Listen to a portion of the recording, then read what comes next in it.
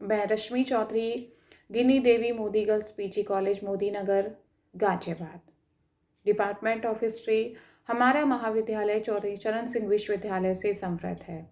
आज हम यहाँ मोहम्मद बिन तुगलक के विषय में बात करने जा रहे हैं। मोहम्मद बिन तुगलक, जो कि अपने आरंभिक जीवन में जोना खां के नाम से जाने जाते हैं, जब गयासुद्दीन तुगलक बंगाल अभियान से वापस लौट रहे थे, उस समय उनके पुत्र जोना खां ने अफगानपुरा के पास एक काष्ठ निर्मित भवन में सुल्तान के ठहरने की व्यवस्था कराई। ये काष्ठ निर्मित भवन जो था गिर गया और ऐसे में सुल्तान गयासुद्दीन की मृत्यु हो गई। उनकी मृत्यु पर कुछ इतिहासकारों ने पुत्र जोना खां को पितृहत्या का दोषी माना है, जबकि कुछ ने उन्हें इन आरोप से बरी कर दिया। ऐसी ही स्थिति में मार्च 1325 में दिल्ली सल्तनत पर मोहम्मद बिन तुगलक सत्तासीन हुए और दिल्ली सल्तनत के सर्वाधिक विद्वान एवं विवादास्पद शासकों के रूप में मोहम्मद बिन तुगलक की गणना जो है वो की जाती है। सुल्तान की उपलब्धियों, नीतियों, योजनाओं के बारे में इतिहासकारों में व्यापक विरोध है। कुछ इसे पागल, पाखंडी, अंधविश्वासी कहते हैं, तो कुछ योग्य, प्रतिभाशाली, आदर्शवादी एवं परोपकारी। दिल्ली सल्तनत की सत्ता पर काबिज होने के बाद सुल्तान ने अपने प्रशासन में योग्यता को विशेष महत्व दिया। उसने मुस्लिमों की भांति ही हिंदुओं को भी उच्च पदों पर नियुक्त किया, जिसका उलेमा वर्ग ने विरोध किया और वो सुल्तान का विरोधी बन बैठा। इसके साथ ही साथ सुल्तान के समय में ही दिल्ली सल्तनत की सीमाओं का सर्वाधिक विस्तार हुआ और उसके साम्राज्य में 23 प्रांत थे। मोहम्मद बिन तुगलक के समय में ही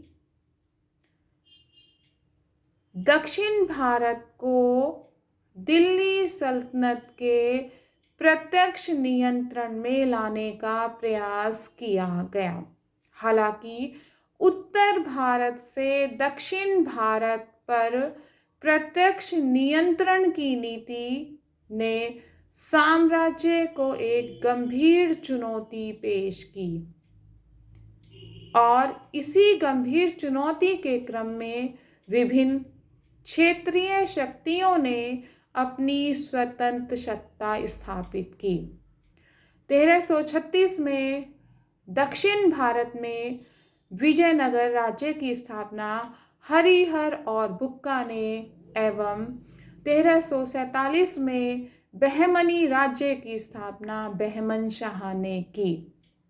हमें मोहम्मद बिन तुगलक के समय में ही दिल्ली सल्तनत के अंतर्गत सर्वाधिक विद्रोह देखने को मिलते हैं। सुल्तान ने अफ्रीकी यात्री इब्न बतूता, जो कि 1333 में भारत आया और 1342 तक उसने भारत प्रवास किया, दिल्ली के प्रमुख काजी के रूप में इब्न बतूता की नियुक्ति सुल्तान के द्वारा की गई और 1342 में इब्न बतूता को सुल्तान ने चीन में राजदूत के रूप में उसे भेजा। सुल्तान नवीन विचारों को ढूंढने वाला था। इन नवीन विचारों के क्रम में ही सुल्तान ने जो सबसे पहला प्रयोग किया वह था राजधानी दिल्ली से दौलताबाद स्थानांतरित करना। सुल्तान ने राजधानी दिल्ली से दौलताबाद क्यों स्थानांतरित की, उसके कई सारे कारण थे। सबसे पहला कारण था कि दौलताबाद जो था साम्राज्य के मध्य भाग में स्थित था, जिससे संपूर्ण सल्तनत पर नियंत्रण करना आसान था। इसके साथ ही साथ यह उत्तर भारत की अपेक्षा मंगोल आक्रमण से कहीं अधिक सुरक्षित था। तीसरा कारण था दक्षिण भारत की आर्थिक संपन्नता का खिंचाव। हालांकि कुछ विद्वानों के अनुसार ऐसा कहा जाता है कि दिल्ली की जनता को दंड देने के लिए सुल्तान ने राजधानी परिवर्तन का जो है वो निर्णय लिया।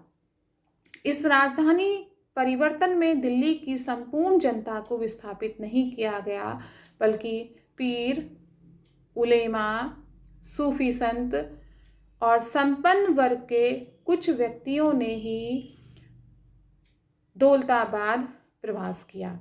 हालांकि दौलताबाद राजधानी के रूप में स्थापित होने के बाद भी सिक्का ढलाई का कार्य जो था वो दिल्ली में ही किया जाता था। इस राजधानी परिवर्तन से संचार के साधनों में सुधार हुआ। दक्षिण भारत और उत्तर भारत जो है एक दूसरे के निकट आए। इसके साथ ही साथ उत्तर भारत के सामाजिक, आर्थिक और सांस्कृतिक जो विचार थे उनसे दक्षिण भारत के लोग परिचित हुए।